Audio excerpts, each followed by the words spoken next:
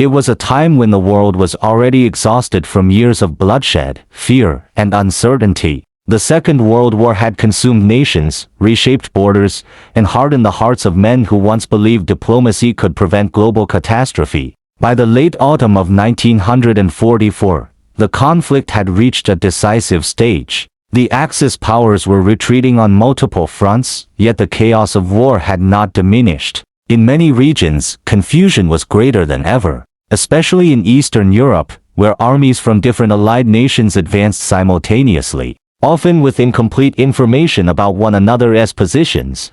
On the morning of the 7th day of November in the year 1944, the countryside of southern Yugoslavia lay under a pale sky. The land appeared deceptively peaceful. Villages were quiet, fields stretched outward with muted colors of autumn, and thin mist hovered above the ground. But beneath that calm surface, thousands of soldiers moved with urgency. The Red Army, having pushed German forces westward, was advancing through the region, determined to secure strategic routes and prevent any possible counterattack. Among these Soviet forces was a column of vehicles traveling along a narrow road. The convoy included trucks filled with infantry, light armored vehicles, and support units. These men had already endured unimaginable hardships. Many had survived brutal winters, relentless artillery barrages, and close quarters combat that left permanent scars on both body and mind. To them, this advance was another step toward victory, another mile closer to ending the nightmare that had begun years earlier when enemy forces crossed into their homeland at the same time. High above the earth, American fighter aircraft moved swiftly through the cold air. The Lockheed P-38 Lightning was one of the most distinctive aircraft of the war, with its twin booms and central cockpit. The pilots flying these machines were members of the United States Army Air Forces, young men trained to make split-second decisions under extreme pressure. Many of them had already flown dozens of combat missions. They trusted their orders, their maps, and the intelligence provided to them before takeoff. That morning's mission briefing had been routine. Intelligence officers had warned of possible enemy movements along key roads in the region. The pilots were instructed to locate and attack any Axis convoys attempting to retreat or regroup. In the fog of war, information traveled slowly, and updates from ground units often lagged behind reality. Unknown to the Americans, the front lines had shifted more rapidly than expected, and Soviet troops had already occupied areas previously believed to be under enemy control. As the American aircraft approached the target area, the pilots scanned the ground below.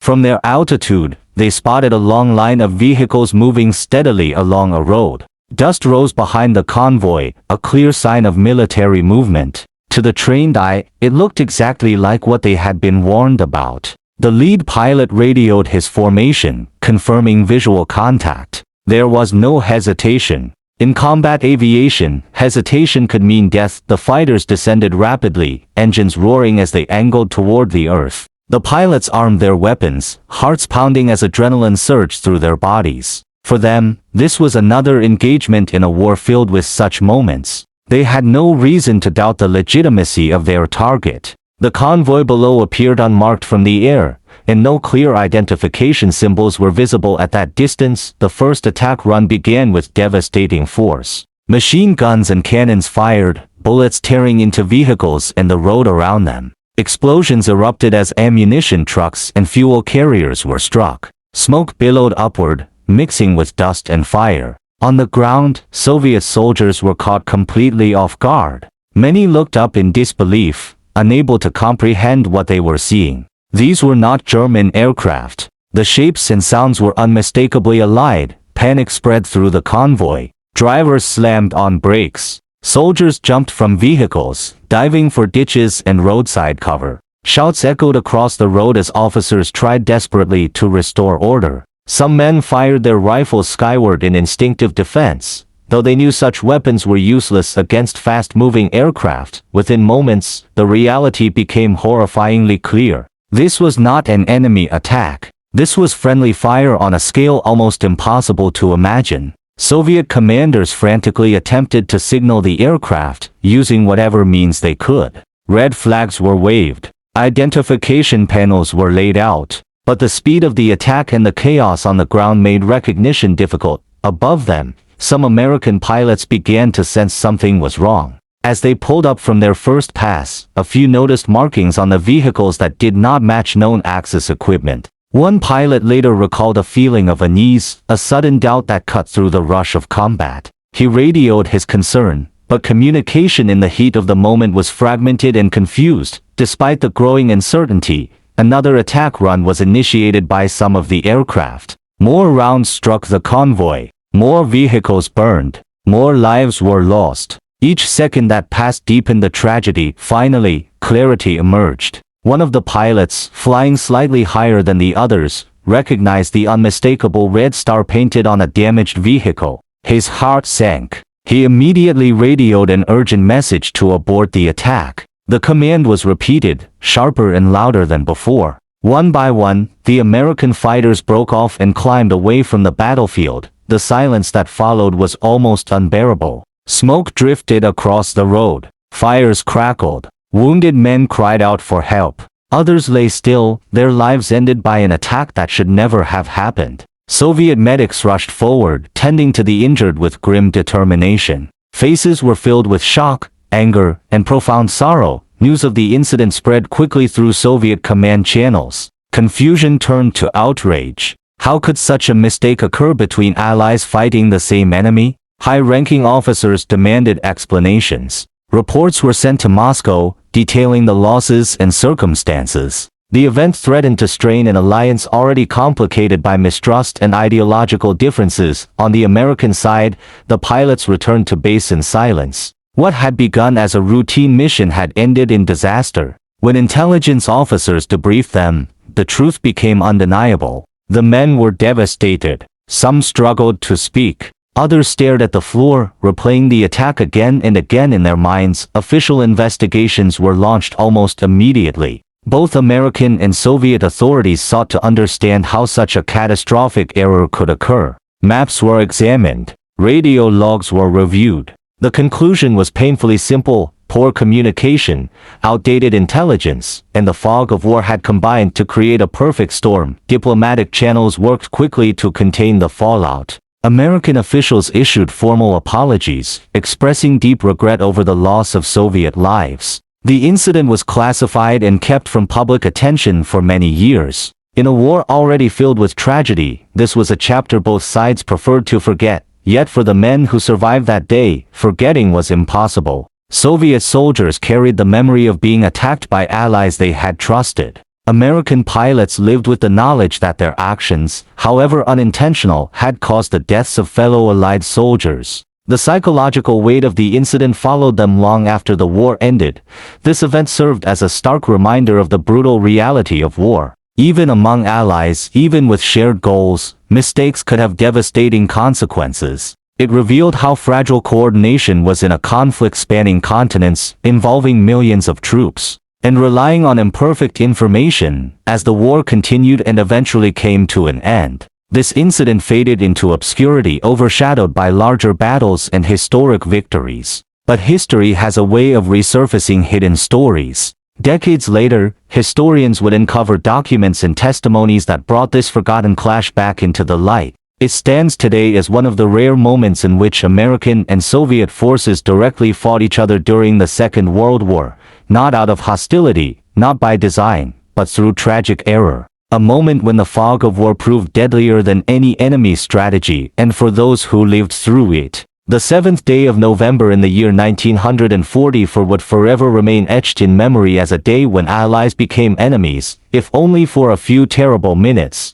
In the days that followed the incident, silence became the official response. Orders were issued on both sides to keep discussions strictly internal. Soldiers were instructed not to speak about what had happened, not to write letters mentioning the attack, and not to question their superiors openly. In wartime, secrecy was not unusual, but this silence carried a different weight. It was not meant to protect strategy, but to prevent embarrassment, mistrust, and political damage between two powerful allies whose cooperation was vital to defeating a common enemy. Within Soviet ranks, anger simmered beneath the surface. Many soldiers felt betrayed. They had endured years of suffering under German invasion, had lost friends, brothers, and entire families, and now they had been attacked by aircraft bearing the markings of an ally. Some whispered that it was not a mistake at all, that perhaps the Americans were testing Soviet strength or sending a message. Such rumors were discouraged harshly by political officers,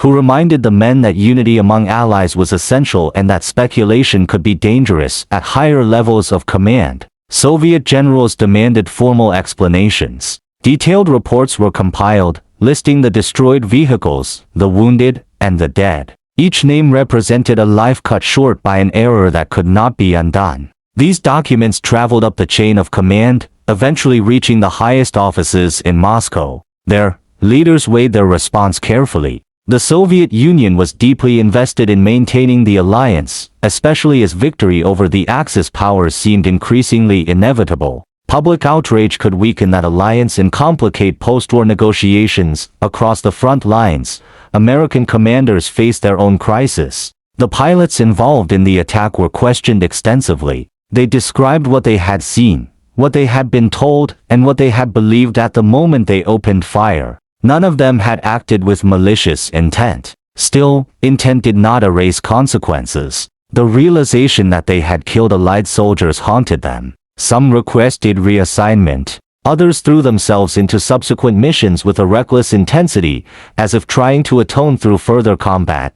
The official explanation emphasized the chaos of the battlefield. Front lines were shifting daily. Communication between Allied forces relied on imperfect systems. Maps were outdated almost as soon as they were printed. Ground units moved faster than intelligence could track. In such an environment, tragedy was almost inevitable. This reasoning, while accurate, offered little comfort to those who had suffered the loss. As weeks passed, the war continued its relentless march toward conclusion. Allied forces pushed deeper into Europe. Cities were liberated. Concentration camps were discovered, revealing horrors beyond imagination. The scale of human suffering dwarfed even this tragic incident. Slowly, attention shifted elsewhere. The accidental clash faded from immediate concern, becoming just another classified report buried in military archives. Yet for individuals, memory does not fade as easily as official interest. Soviet survivors of the attack carried physical and emotional scars. Some bore shrapnel wounds for the rest of their lives. Others struggled with distrust, finding it difficult to reconcile propaganda about Allied unity with their lived experience. American pilots involved in the incident also carried invisible wounds. Nightmares, guilt, and silence followed them home after the war ended. Many never spoke of it, even to their families. The post-war world introduced a new kind of tension. The alliance that had defeated the Axis powers quickly fractured. Ideological differences hardened into suspicion, then into open rivalry. The Cold War began, reshaping global politics. In this new context, the incident took on an eerie significance. It became a symbol of how fragile cooperation between the United States and the Soviet Union truly was. Even when they shared a common enemy, historians would later debate the meaning of that day. Some viewed it as a tragic but inevitable accident. Others saw it as an early warning of the distrust that would define the decades to come. What could not be denied was its rarity. Direct armed conflict between American and Soviet forces during the Second World War was almost non-existent. This event stood alone, a brief moment when two future superpowers clashed, not by design, but by miscommunication. As archives slowly opened decades later, documents emerged that shed new light on the incident. Reports confirmed the details long whispered among veterans. Letters written but never sent were discovered, revealing the emotional toll on those involved. Oral histories recorded the voices of aging soldiers who finally felt safe enough to speak. Their words painted a vivid picture of confusion, fear, and regret. One Soviet veteran recalled lying in a ditch, watching Allied aircraft roar overhead, unable to believe what his eyes were seeing. Another spoke of the silence afterward, the way even the birds seemed to avoid the smoke-filled road. An American pilot remembered spotting the Red Star too late, his stomach dropping as he realized the truth. These personal accounts transformed an abstract historical footnote into a deeply human story. The incident also influenced changes in military coordination. Allied commands improved communication protocols, emphasizing clearer identification procedures and more frequent updates between air and ground forces. Though these improvements came too late for those who died that day, they likely prevented similar tragedies in later conflicts. As years turned into decades, the world changed beyond recognition.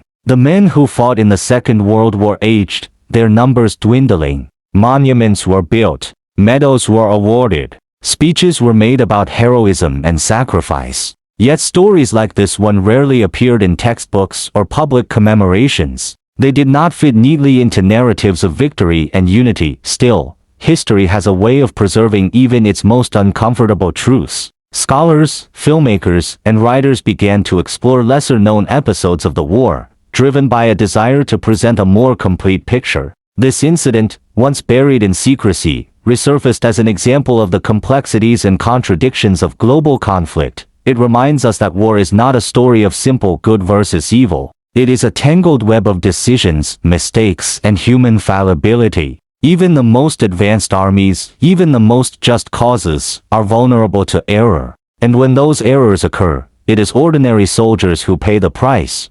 For modern audiences, the story carries a powerful lesson. Cooperation between nations requires more than shared goals. It demands communication, trust, and constant effort to avoid misunderstanding. Without these, even allies can become adversaries in the blink of an eye. The road in southern Yugoslavia where the attack occurred has long since returned to quiet. Grass has grown over scars left by fire and steel. Locals go about their lives, largely unaware of the tragedy that unfolded there decades ago. Yet beneath that soil lies history, heavy with the weight of what happened. The men who died there did not fall in a glorious battle against a hated enemy. They were victims of confusion, victims of a system overwhelmed by the scale of war. Remembering them means acknowledging not only heroism, but also the cost of human error. As the Second World War faded into memory, its lessons remained. Among them is this forgotten clash, a moment that reveals both the strength and the fragility of alliances.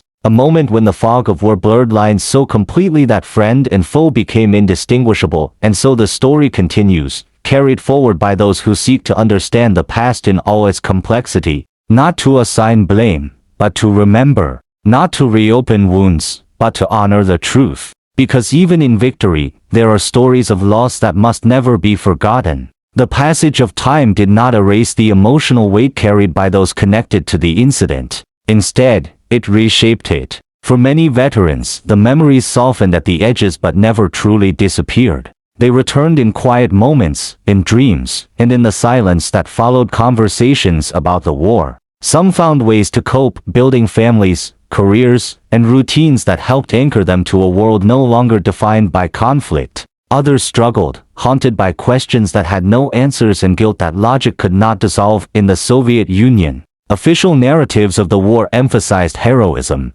sacrifice, and unity against a ruthless enemy. There was little room in this story for moments of confusion or friendly fire involving allies. Veterans who had been present during the attack learned quickly that speaking openly about it brought discomfort, suspicion, or outright dismissal. Over time, many chose silence, not because the memory faded, but because the environment did not welcome it. Silence became a form of survival. In the United States, a similar pattern emerged. The war was remembered as a just struggle, a necessary fight against tyranny. Pilots were celebrated as heroes, and rightly so. Yet those involved in this incident found their experiences did not fit comfortably within that framework. They had not defeated the enemy. They had made a mistake, a fatal one. In an era that valued victory and clarity, ambiguity was unwelcome. As years passed, the geopolitical landscape hardened. The former allies now faced each other across ideological divides.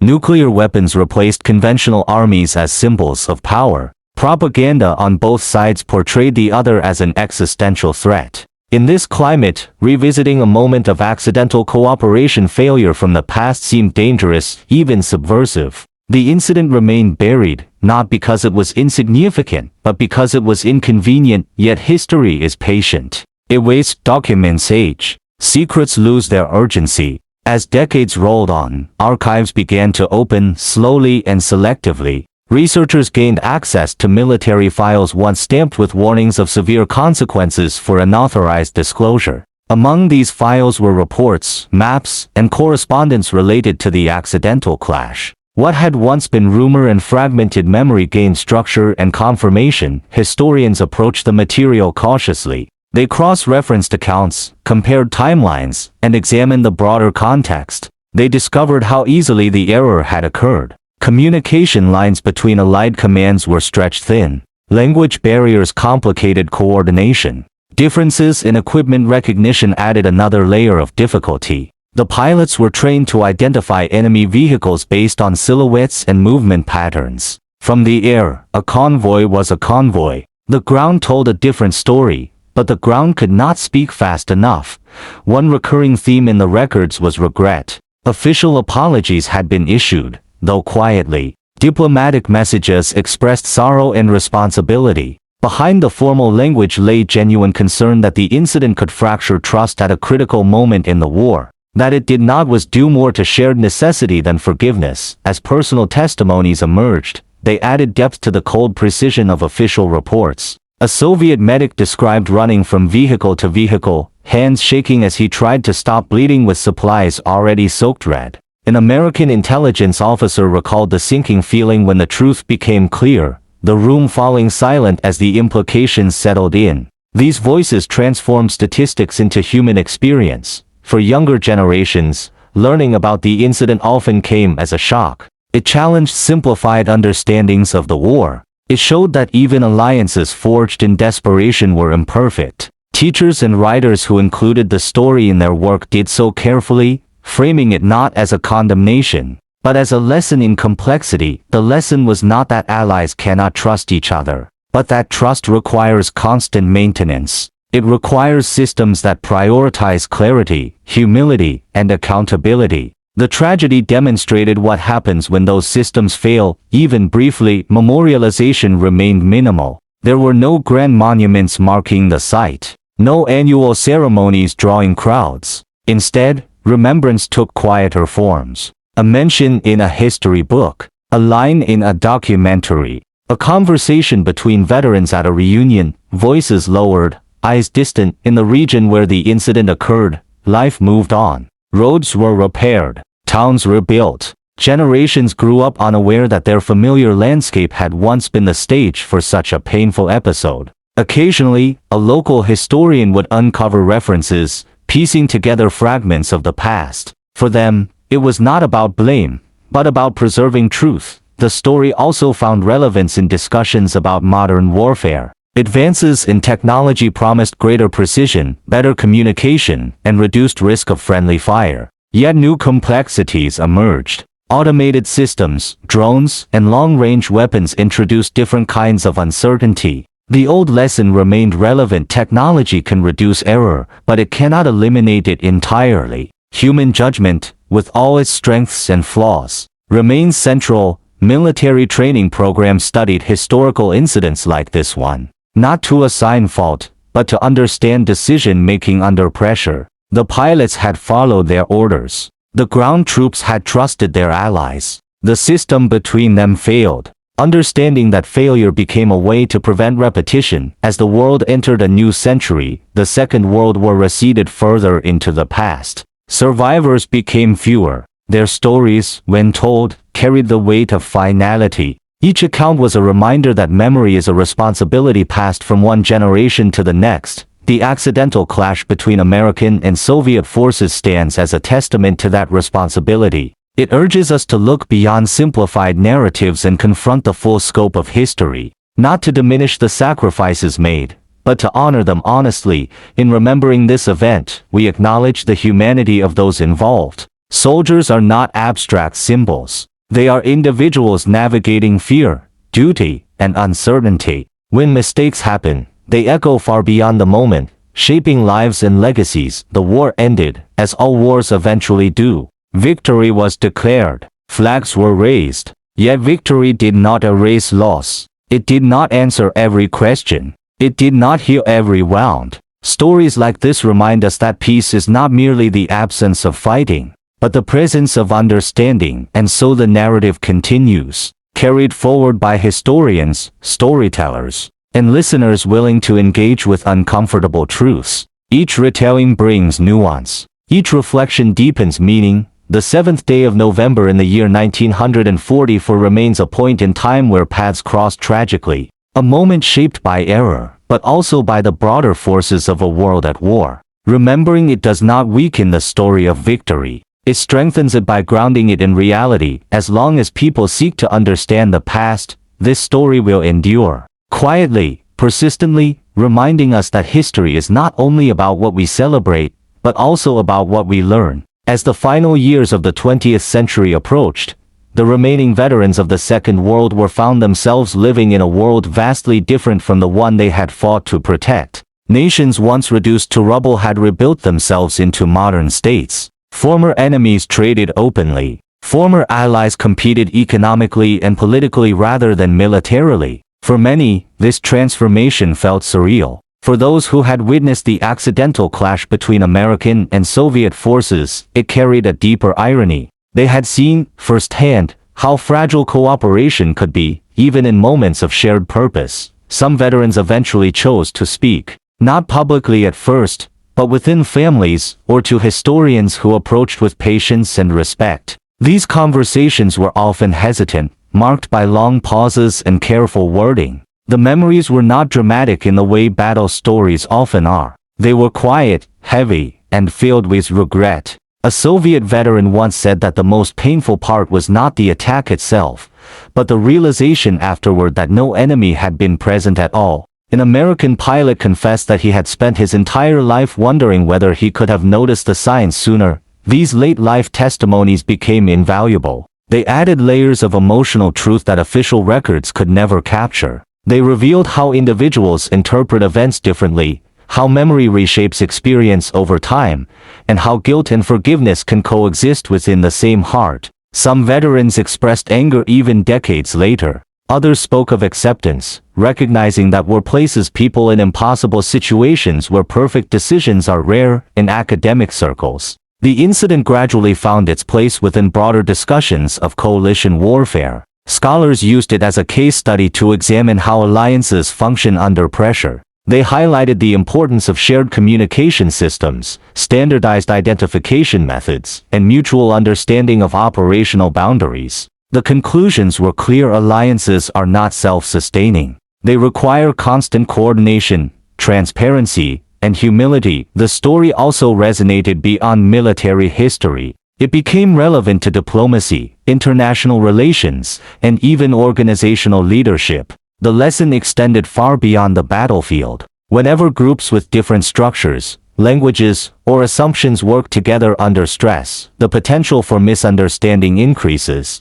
Recognizing this does not guarantee success, but ignoring it almost guarantees failure. For filmmakers and writers, the incident offered a powerful narrative precisely because it lacked clear villains. There was no evil mastermind, no deliberate betrayal. There was only a chain of small failures that aligned in a catastrophic way. Such stories are uncomfortable, but they are also deeply human. They challenge audiences to move beyond simplistic judgments and engage with complexity. As public awareness slowly grew, some questioned why the incident had remained hidden for so long. The answer lay partly in wartime secrecy, partly in post-war politics, and partly in human reluctance to confront painful mistakes. Yet the eventual emergence of the story demonstrated that truth has a way of resurfacing. Even when buried under layers of silence, the place where it happened remains unmarked by grand memorials, but perhaps that is fitting. The event itself was not about glory or triumph.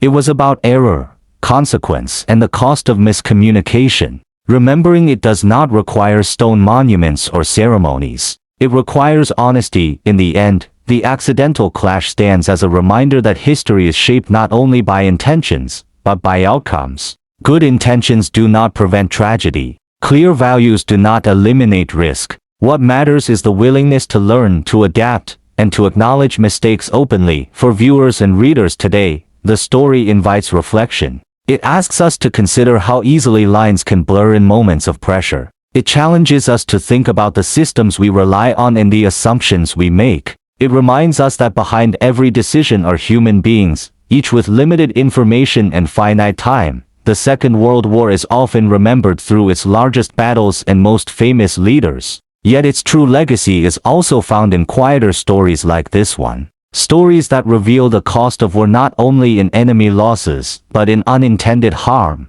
Stories that honor the fallen by telling the truth, even when the truth is uncomfortable. As this narrative comes to a close, it leaves behind no simple conclusion, only understanding. Understanding that war magnifies both human courage and human error. Understanding that alliances are powerful, but fragile. Understanding that remembrance is not about assigning blame, but about preserving lessons. The men who lived through that day did not choose to become symbols of a forgotten clash. They were soldiers doing their duty in an unpredictable world. Their experiences deserve to be remembered not as anomalies, but as integral parts of history as fabric. And so, the story rests here, complete. Not as a tale of enemies, but as a reflection on humanity under pressure. A reminder that even in the pursuit of justice, vigilance and compassion must never be abandoned, because the cost of forgetting is always paid by those least able to bear it.